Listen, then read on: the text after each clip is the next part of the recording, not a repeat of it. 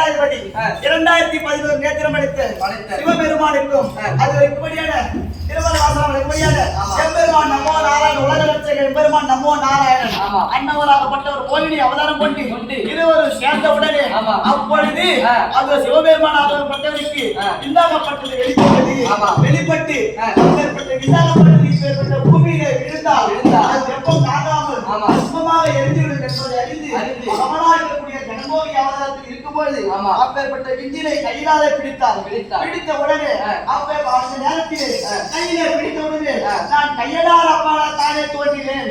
அந்த கையடார் அப்பனாக தோன்றி மறுபடி நான் ஐயனார் அப்பன் என்று பெயரை வைத்து வேள்விநாதர் முனிவருடைய மகளாக நிம்மதியான பொருட்களை போரன் என்று சொல்லும்படியான 2 பெண்ணையும் நான் திருமணம் செய்தேன்.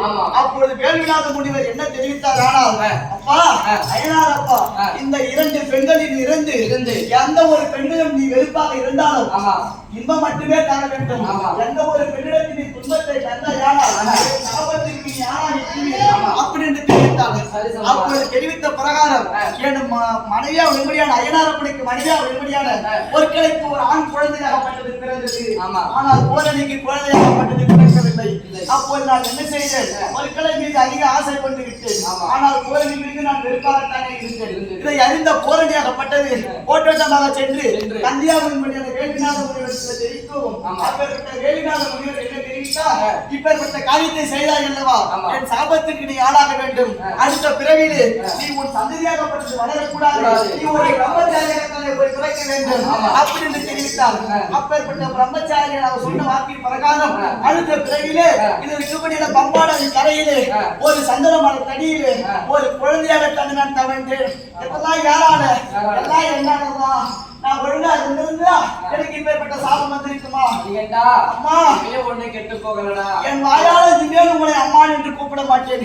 இப்பேற்பட்ட காரியத்தை செய்வர் மத்தியிலே நான் இனிமேல் ஒரு காலம் ஒரு நொடி உங்களிடத்தில் வாழப் போவது கிடையாது. அது எனக்கென்று ஒரு இடமாகப்பட்டது இருக்கிறது. அது சபை என்று சொல்லக்கூடிய ஒரு வயதான மூதாட்டியாகப்பட்டவர் எனக்காக காத்துக் கொண்டு இருந்தார். அது காவி மாலை அணிய வேண்டும்.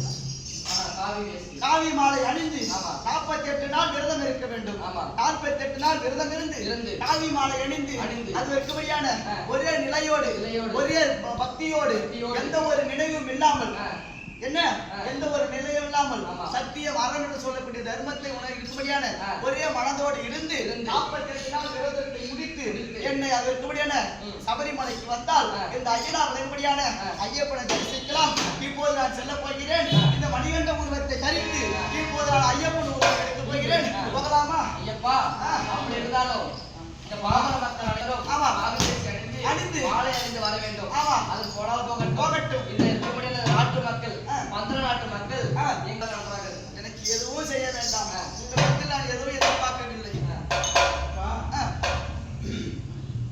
உன் கரத்திலே இருக்கும்படியான வில்லை பூட்டி அந்த வில்லை அம்பை எங்கே எடுக்கின்றாயோ அந்த அம்பாகப்பட்டது எங்க தைக்கின்றது அந்த இடத்திலே உன்னை ஆலயத்தில் அமர்ந்து ஆலயத்தை எழுப்பி அந்த ஆலயத்திலே அமர்ந்து நீ யாரையும் வணங்க வேண்டாம்.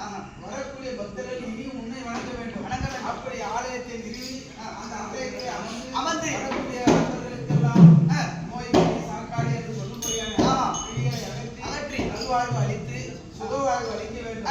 அப்படியே ஆகட்டும். அம்மா அப்படி இருந்த போதும் இந்த பந்தள தேசத்திலிருந்து நான் என்ன எதிர்பார்க்கிறேன் என்றால் வருடத்திற்கு ஒரு முறை உங்கள் நாட்டில் இருந்து எனக்கு பொன்பொருள் பூசணம் ஆபரணம் என்றால் எனக்கு எடுத்து தந்தால் எனக்கு அதுவே போதும். அதனால் வேண்டி என்னை தரிசிக்க வேண்டும் என்றால் உங்கள் நாட்டில் இருக்கக்கூடிய மக்கள் எல்லாம் விரதம் பூண்டு நான் தெரிவித்த பிரகாரம் வந்தால் இந்த சபரிமலை வாசல் ஐயப்பனை தரிசிக்கலாம். இப்போது நான் ஐயப்பனாக உருவெடுக்க போகிறேன். ஐயா ஐயப்பன்